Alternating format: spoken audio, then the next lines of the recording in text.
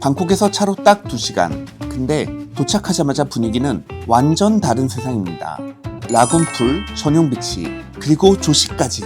파타야에서 이런 휴양지 느낌이 난다고 싶었던 곳. 안녕하세요.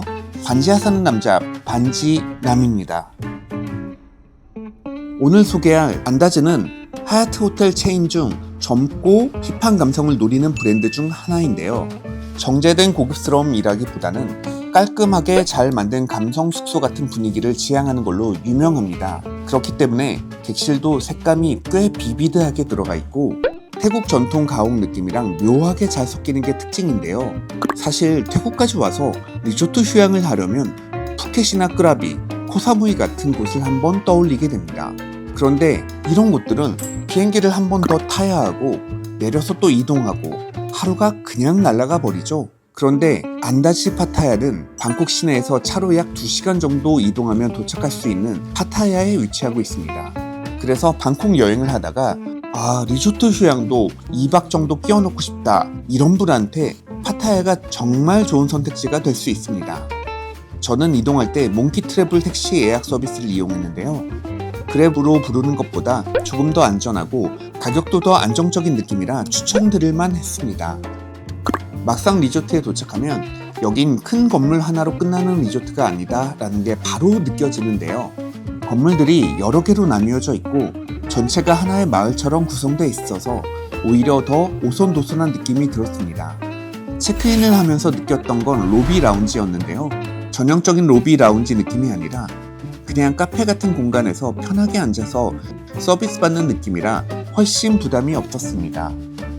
제가 갔을 때는 크리스마스 시즌이라 헝겊으로 만든 크리스마스 트리 같은 장식도 있었는데 이게 또 되게 예쁘더라고요. 객실까지는 걸어서 이동했는데 제가 첫날 투숙한 일반 객실로 먼저 보실까요? 약 50제곱미터의 넓이로 객실은 입구에 현관 공간이 따로 돼 있고 화장실이 입구 쪽에 분리되어 있는 형태였습니다. 짐 보관할 공간도 따로 있어서 캐리어 2개는 가뿐하게 들어가고요. 안쪽으로 들어가면 미니바와 간단한 소파 그리고 테이블이 있었습니다. 여기서 진짜 놀랐던 게 미니바가 모두 무료였어요. 냉장고와 음료도 무료, 커피 티도 무료, 과자도 무료였고 심지어 맥주까지 무료였습니다. 보통 알코올은 공짜로 잘 안 넣어주잖아요. 근데 여기서는 또 채워주니까 리조트 안에서 돈 쓸 일이 확 줄어드는 느낌이었어요. 욕실도 만족도가 높았는데요. 욕조도 크고 샤워 공간도 따로 있고 태국 전통 문양의 도자기 의자 같은 디테일이 있어서 전체적으로 분위기가 되게 좋았습니다. 그리고 무엇보다 기본 객실인데도 테라스가 진짜 넓었어요. 베딩도 있고 빨래 말릴 수 있는 공간도 따로 있어서 객실 안에만 있으면 답답한데 바로 밖으로 나가서 공기 쐴 수 있다는 게 정말 좋았습니다. 조식은 레스토랑이 2개가 연결되어 있는 형태였는데요. 둘 다 앉을 수 있어서 생각보다 자리가 항상 널널했고 좋은 자리에 앉겠다고 일찍 가야 되는 그런 부담이 없는 곳이었습니다. 게다가 야외 좌석도 분위기가 너무 좋았어요. 예약 없이도 좋은 자리로 쉽게 앉을 수 있었습니다. 조식 구성도 굉장히 만족스러웠습니다. 세미뷔페 형식의 기본 메뉴들로 준비되어 있고 일부는 알라카르테 메뉴로 선택할 수 있는 구조였는데요. 보통 이런 데들은 알라카르테 시키게 해놓고 뷔페가 부실한 경우가 정말 많거든요. 근데 여긴 둘 다 정말 잘 갖춰져 있었습니다. 기억에 남는 메뉴는 파인애플 튀김과 코코넛 아이스크림 그리고 더치 팬케이크는 꼭 드셔보시길 바랍니다. 자, 이제 리조트 안을 조금 걷다 보면 라군풀 구역이 나오는데요. 라군풀은 중앙에 섬처럼 공간이 있어 동선도 좋고 분위기도 정말 이뻤습니다. 베딩도 깔끔하게 잘 관리되어 있고 비가 오더라도 상태가 계속 잘 유지되어 있어서 정말 좋았어요. 그리고 여기 라군풀의 핵심이 뭐냐면 바로 풀 억세스 룸입니다. 풀 억세스 룸은 객실에서 바로 수영장으로 연결되는 구조라서 그냥 문 열고 뛰어들면 바로 물이에요. 특히 아이들이 있는 가족분들은 가격이 좀 나가더라도 풀 억세스룸을 예약하면 정말 좋겠지요. 라군풀은 메인풀이라 사람이 좀 있는 편인데 조용히 쉬고 싶은 분들은 리조트 반대편 끝쪽에 있는 2번째 수영장도 진짜 잘 맞을 것 같습니다. 저는 개인적으로 이 워터 코트 풀이 정말 마음에 들었는데요. 왜냐하면 사람이 거의 없었습니다. 이런 리조트들은 보통 메인 풀만 붐비고 가장자리 풀들은 조용하거든요. 여기에서는 거의 혼자 수영하는 느낌으로 즐겼습니다. 구조는 라군풀처럼 뒤쪽 객실이 풀 억세스 형태로 연결되어 있고요. 조용하게 쉬고 싶은 사람들은 이쪽 풀이 진짜 잘 맞을 것 같아요. 리조트 외부 공간에도 볼거리가 꽤 많습니다. 수공간을 자연스럽게 만들어놔서 전체적으로 자연 친화적입니다. 그리고 카트 이동 서비스가 있긴 하지만 생각보다 리조트가 엄청 넓진 않아서 저는 따로 이용하진 않았고요. 그냥 천천히 둘러보면서 이동하는 게 더 좋더라고요. 해변 쪽으로 쭉 내려가면 비치프런트 인피니티 풀이 나옵니다. 무엇보다도 수영장에서 몸을 담그고 바라보는 바다의 풍경이 정말 기가 막혔는데요. 바닷물도 생각보다 깨끗해서 바다 수영하기에도 전혀 나쁘지 않았습니다. 라군풀이 리조트 안에서 노는 느낌이라면 여긴 딱 내가 지금 태국 휴양지에 와 있구나 라는 느낌이 확 살아납니다.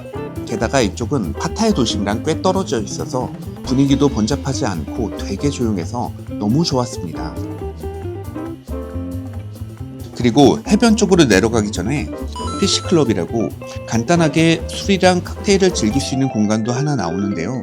수영하고 올라오는 길에 한잔하기에 딱 좋은 분위기라 이 구역이 확실히 휴양지 감성이 완성되는 느낌이었습니다. 리조트가 거대한 만큼 구석구석 다양한 공간이 숨어 있는데요. 부대 시설도 전반적으로 만족스러웠습니다. 피트니스는 기구가 엄청 많지는 않지만 기본적인 운동을 할 수 있는 정도로 구성되어 있고 정원뷰를 보면서 운동할 수 있는 점이 정말 좋았습니다. 그리고 동남아 리조트에서 은근히 없는 게 사우나인데요. 여긴 건식 습식 사우나가 다 마련되어 있고 쉬는 공간까지 잘 마련되어 있어서 저는 매일 30분씩 이용할 정도로 만족도가 매우 높았어요. 참고로 사우나 쪽 촬영은 마감 이후에 리조트 측에 양해를 구하고 진행되었습니다. 그리고 가족 단위 투숙객을 위한 공간들도 생각보다 잘 갖춰져 있더라고요. 라군풀에서 조금 더 옆으로 가면 아이들 놀 수 있는 공간도 따로 마련되어 있습니다. 아이랑 여행하면 이런 키즈 공간이 있는 곳과 없는 곳이 체감 차이가 진짜 크거든요. 아이 있는 가족분들은 확실히 장점이고 반대로 조용한 분위기를 원하실 분들은 이런 부분도 참고하시면 좋을 것 같습니다. 그리고 밤이 되면 리조트 분위기가 또 달라지는데요. 저녁 먹으러 이동하는 길에 보면 텃밭이랑 조경이 조명으로 은은하게 살아나면서 약간 작은 마을 축제에 초대받은 느낌처럼 따뜻하고 아기자기한 분위기가 나서 좋았습니다. 야외 자리는 분위기가 진짜 좋은 대신 모기는 살짝 있는 편이라 직원에게 모기 기피제를 달라고 하면 친절히 챙겨주십니다. 그리고 제가 갔을 때는 연말 시즌이라 12월 31일 밤에 호텔에서 불꽃놀이도 해줬는데 생각보다 규모가 커서 꽤 놀랐습니다. 안다즈 파타야는요, 한마디로 정리하면 방콕에서 2시간인데 휴양지 감성은 제대로인 리조트였습니다. 시설도 신축이라 새건 느낌이 확 들었고 무엇보다도 음식이 맛있었습니다. 레스토랑은 미슐랭 원스타를 받을 정도로 그 맛에서 인정을 받고 있었습니다. 제가 갔을 때는 크리스마스 연말 시즌이라 가장 저렴한 객실도 1박에 70만원대까지 올라갔었는데요. 지금 시점에 예약하면 40만원 초반대도 나오는 날이 있습니다. 그리고 굳이 비싼 객실을 선택하지 않아도 기본 객실 컨디션이 주니어 스위트급으로 넓고 미니바도 무료라 기본 객실만으로도 충분히 만족도가 높았습니다. 하지만 그럼에도 불구하고 단점은 있습니다. 첫 번째는 서비스 미숙 이슈입니다. 부페 결제가 2번 들어가는 일이 있었고 초반에 직원분이 정상 결제다 하면서 우기다가 결국 지배인까지 나와서 사과하면서 마무리됐습니다. 오픈한 지 얼마 안 된 리조트라 아직 직원 교육이 완벽하지 않은 부분이 있을 수 있겠다는 생각이 들었고요. 두 번째는 객실 구조인데요. 기본 객실이 꽤 넓은 편인데도 불구하고 소파 공간이 양쪽으로 분산되어 있어서 여럿이 모여 이야기할 만한 공간이 조금 애매하다는 생각이 들었습니다. 다만 이런 아쉬운 포인트가 있어도 전체적인 만족도를 크게 깎을 정도는 아니었고요. 결론부터 말하면 저는 충분히 추천할 만한 리조트였습니다. 지금까지 반지야 남이었습니다. 감사합니다. 일단 오늘은 제가 짝심하고 구독자 여러분께 한마디 해야 되겠습니다. 술김에 술김에 예. 요새 자꾸 반지하 채널 옷을 왜 그따위로 입었냐, 노출이 심하다, 돈 없냐, 옷 좀 사 입어라부터, 아니 감히 구독자님들 앞에서 맨발을 보이느냐, 그리고 자세는 왜 그 모양이나 이제 이런 얘기들이 요새 이제 댓글에 되게 많이 달리는데, 구독자가 10,000명일 때 제가 한번 얘기를 했는데 지금 구독자가 6만 명에 가까우니까는 새로 들어오신 분들이 적응 못 하셔가지고 그래서 이제 그런 이제 댓글을 다시는데, 여러분 깔끔하게 차려입은 중년 남자의 인사이트 이야기를 듣고 싶으시다면 조승현 작가님 TV로 가세요. 조승현 탐구 생활로 가시고 공간의 탐사의 이야기를 전문성 있고 매우 절도 있는 이야기로 듣고 싶잖아요. 그러면 유현준 교수님 TV로 가세요. 반지하 보지 마시고. 여긴 원래 이런 채널이야. 나는 유튜브를 찍을 시간이 없어. 그리고 유튜브는 왜 안 올리네? 아니 사업해야 되잖아. 손은 누가 키워? 일해야 되잖아. 일해야지, 출장 가지, 막 전쟁통에 막 비행기 타야지 36시간씩. 시간이 없어요. 그러니까는 제가 유튜브를 만약에 여러분 일주일에 2개 이상 올리는 걸 보고 싶으시다 그러면은 저딴 그지 꼬라지로 유튜브를 찍네? 약간 그래도 이해해 주셔야 됩니다. 화자의 상태에 너무 집중하지 마시고 그런 게 딱 갖춰진 거를 원하시는 분들은 그런 대형 유튜브 채널로 가시고, 저희는 반지하, 왜 이름 반지하로 지었겠어? 저희 좀 마이너한 채널입니다. 여러분 절대로 이렇게 집중해가지고서는 이렇게 강의 듣듯이 들으시면 안 되고요. 그냥 밥 먹으시면서 혼자 저녁 먹기 적적했는데 이 새끼랑 그냥 말 까면서 얘기 듣자, 뭐 약간 이런 느낌으로 들으시는 채널이다. 제가 그거를 찍었었어요. 계속 못 올리고 있었는데 지금 후아인 왔잖아 우리가. 근데 후아인이랑 되게 비슷한 컨셉의 여행지가 또 있었어. 그게 뭐냐면 방콕에서 차로 갈 수 있어. 그런데 바닷가야. 어딜까? 파타야? 파타야지. 근데 파타야가 한국 사람들한테 끈떨어진 가시였거든. 그러니까 갈 만한 곳이 아니라고 사람들이 다 생각을 했는데 파타야에 안데즈가 생겨가지고 방콕에서 차로 금방 갈 수 있는데 너무 괜찮은 휴양지가 또 생긴 거야. 그래가지고 이제 안데즈 파타야를 이제 갔다 와가지고 영상을 이제 찍었는데, 제가 전에 표절과 오마주의 차이에 대해서 영상을 찍은 적이 있거든. 요 영상을 가지고 제가 한번 오마주 영상을 찍어야 되겠다 라고 생각해서 오마주 이꼴 패러디 그래가지고 우리 떠나미의 패러디를 제가 찍었는데 녹음하다가 망했어. 도저히 나는 떠나미 같은 이 말이 아예 어투가 안 나니까는 이게 성대모사를 할라 그래도 이게 안 되더라고. 아, 후시 녹음 같은 거? 후시 녹음을 해가지고서는 또 떠난 호텔 영상처럼 리뷰를 했는데, 굳이 왜 또 떠난 걸로 했냐면 예전에 그런 적이 있어. 한 1-2년 된 것 같은데 유튜브 쇼츠를 보다가 떠남이 영상이네? 그러고 이제 그냥 영상을 봤어. 근데 묘하게 다른 거야. 보니까는 또 떠남이 아니라 다른 세 글자 이름이 돼 있는 거야. 그래서 나는 얘가 서브 채널 만들었나? 왜냐면 목소리까지 너무 비슷하고 말투가 완전히 똑같아. 그리고 영상의 구성이라던가 이런 것까지 다 똑같은 거야. 그래서 너 서브 채널 만들었니? 그러니까 아니라고. 그냥 누가 이제 새로 만든 그냥 다른 사람 채널인데, 컨셉을 사실은 영향을 되게 많이 받으셔서 그분의 채널이 사실은 공식적으로 내가 뭐 100% 확신할 수는 없지. 그런데 외부적인 관점에서 봤었을 때는 영향을 상당히 많이 받은 것 같고, 실제적으로 댓글을 보면은 많은 분들이 혼돈하셨다 보면서 이건 좀 아닌 것 같은데 라는 생각이 들었어. 어차피 호텔 리뷰하는 영상들 다 거기서 거기 아니야? 라고 생각하실 수 있잖아. 호텔 리뷰 영상 하시는 분들 돈케플렉스라고 있거든. 똑같은 호텔을 리뷰를 하더라도 또 떠남의 리뷰와 돈케플렉스님의 리뷰는 완전히 느낌이 달라. 아무도 헷갈려하지 않고 자신의 개성과 자신의 주관과 이 모든 것들이 영상에 다 담겨있기 때문에, 이게 사진 한 장은 비슷할 수 있지만 나는 몇 분짜리 동영상이 구성과 흐름이 난 비슷할 수는 없다고 생각해. 그게 만약에 이게 A와 B가 헷갈릴 지경으로 만약에 만든다. 그런데 A가 지금 현재 활동하고 있는 아티스트나 아니면 크리에이터다. 그러면 이거는 B의 작업에 대한 문제가 있다고 생각해요.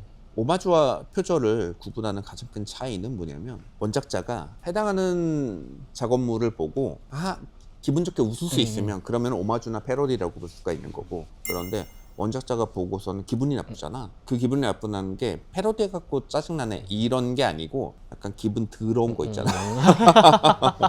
그런 기분을 느낀다면 이거는 사실은 한번 좀 생각해 봐야 될 문제인 것 같기는 해.